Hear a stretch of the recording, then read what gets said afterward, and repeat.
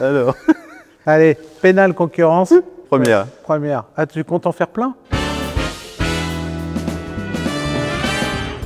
Alors, pénal concurrence, c'est vrai, quand on y réfléchit, on peut se dire ça n'a rien à voir. Tu as raison, il y a 30 ans, lorsque le droit de la concurrence naît véritablement en France, ce n'est pas du pénal. Les praticiens du droit de la concurrence ont beaucoup à apprendre de la façon dont les praticiens du pénal gèrent les enquêtes, la protection des intérêts des entreprises. Et je pense également que tous les mouvements qui ont pu avoir lieu autour des droits de la défense, en droit de la concurrence, ce sont des mouvements qui ont aussi inspiré un certain nombre de développements dans ta matière. Pour les clients, c'est pas toujours facile de reconnaître une enquête pénale et une enquête concurrence, notamment les opérations de visite. Alors nous, ça s'appelle des perquisitions, toi des visites, c'est plus courtois. Je vous dis, moi, les enquêtes pénales, comment vous la reconnaissez? En général, on ne vous laisse aucun papier. Vous n'avez pas d'ordonnance qui vous est remise. Alors qu'en concurrence, vous avez quelque chose qui est donné. Dans les procédures de concurrence, effectivement, les choses sont plus formelles. Vous avez un juge des libertés de la détention, une ordonnance qui précise l'objet de l'enquête. Maintenant, les choses se sont un peu compliquées parce que si vous regardez l'approche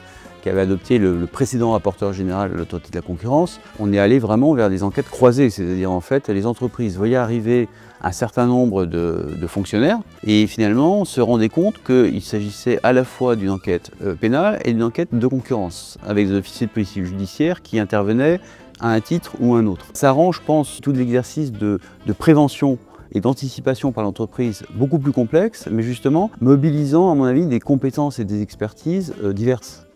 Il faut savoir que ce qui est fait par les enquêteurs est très souvent transmis à l'autorité de la concurrence, parce que comme ça, ils bénéficient de facto des mêmes moyens que le pénal. C'est tout à fait réciproque, parce que finalement l'autorité joue aussi son rôle de garant de l'ordre public de protection qui passe par justement l'application des règles pénales. Donc l'autorité a aussi un rôle, à l'inverse, d'information des autorités de poursuite. Ce dont on s'est aperçu, c'est que finalement, les autorités de la concurrence sont de plus en plus durcies. Aujourd'hui, la protection de la confidentialité des échanges entre l'avocat et l'entreprise, c'était une protection qui était quasi absolue.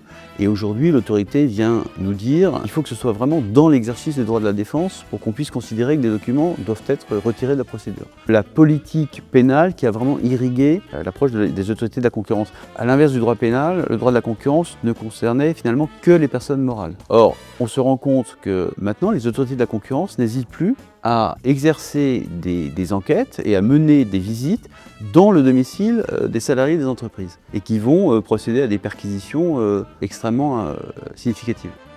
Il y a aussi un truc qu'on observe, c'est à nos audiences correctionnelles, quand on a des éléments qui viennent de tes procédures. Là, le juge correctionnel, quand il a un rapport de l'autorité de la concurrence, voire quelqu'un de l'autorité de la concurrence qui vient à l'audience, c'est très compliqué pour la défense parce qu'on a l'impression que quelqu'un vient dire quelque chose d'absolu. C'est vrai qu'à partir du moment où on a une décision émanant de ta spécialité, le débat sur est-ce qu'il y a une entente ou pas, il est assez complexe, quoi. Alors, on a l'impression qu'on a une sorte d'expert, quoi, spécialiste, alors qu'en fait c'est l'accusation. Enfin, c'est quelqu'un qui est aux côtés du procureur contre la défense. Là aussi, il y a une question de timing qui est extrêmement importante dans nos matières croisées. Si Frédéric faisait quelque chose, c'est-à-dire qu'il décide d'entrer dans une procédure de clémence ou dans une procédure de non-contestation de grief, et qu'on n'en parle pas, ça veut dire qu'en gros, il reconnaît une infraction que moi je vais devoir combattre. Donc il vaut mieux en parler avant, parce qu'autrement on peut avoir des déceptions. A l'inverse, si je rentre dans une CRPC ou dans une CGIP, c'est plus compliqué, mais je lui en parle pas, et qu'il le découvre, alors c'est sûr que là, il va me vouloir, parce qu'il va dire, attends, mais moi ça ruine ma procédure. Le travail qu'on effectue, nous les avocats, c'est très vite avec le client, de déterminer quelle sera notre stratégie. C'est quoi les options? Il faut avoir des spécialistes, mais qui ont une vision beaucoup plus périphérique que le spécialiste enfermé dans sa matière. J'ai des réflexes et je vais te voir, je dis tiens là-dessus c'est bizarre, ça me semble bizarre, qu'est-ce que t'en penses? Et vice versa. Donc c'est vraiment comme ça qu'il faut fonctionner. C'est comme ça qu'on fonctionne au cabinet. Et puis après tu as les risques, conséquences civiles, de dommages-intérêts. Le maître d'ouvrage par exemple qui vient te dire je suis victime du mandant de temple peut te demander beaucoup d'argent potentiellement. Donc il y a plusieurs fronts, il y a concurrence, pénale, civile.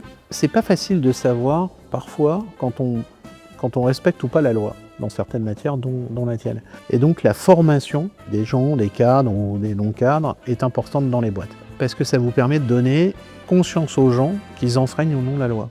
Les entreprises ont commencé aussi à comprendre les vertus des formations croisées. Souvent, elles avaient tendance à segmenter en fait, c'est-à-dire il y avait la formation en droit de la concurrence, la formation aux perquisitions en droit pénal, et aujourd'hui je pense qu'elles voient que de toute façon les autorités de poursuite vont un petit peu tous azimuts. C'est un exercice de sensibilisation des entreprises et d'anticipation du risque qui n'existait pas jusqu'alors. Frédéric, il a des réflexes en droit pénal. On n'a pas la même coupe de cheveux, mais on a les mêmes réflexes. Donc nous, c'est comme ça qu'on fonctionne, c'est comme ça qu'on fait les formations, c'est comme ça qu'on forme nos jeunes.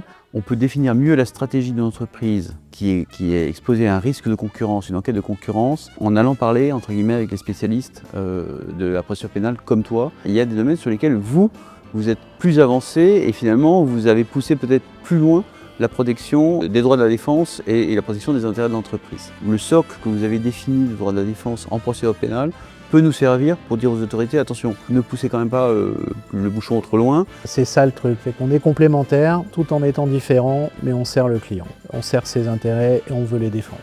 Il faut une vraie compétence plurielle, des parcours, des acquis différents et des personnes qui sont capables effectivement d'échanger, de communiquer, de définir la meilleure réponse aux besoins de l'entreprise.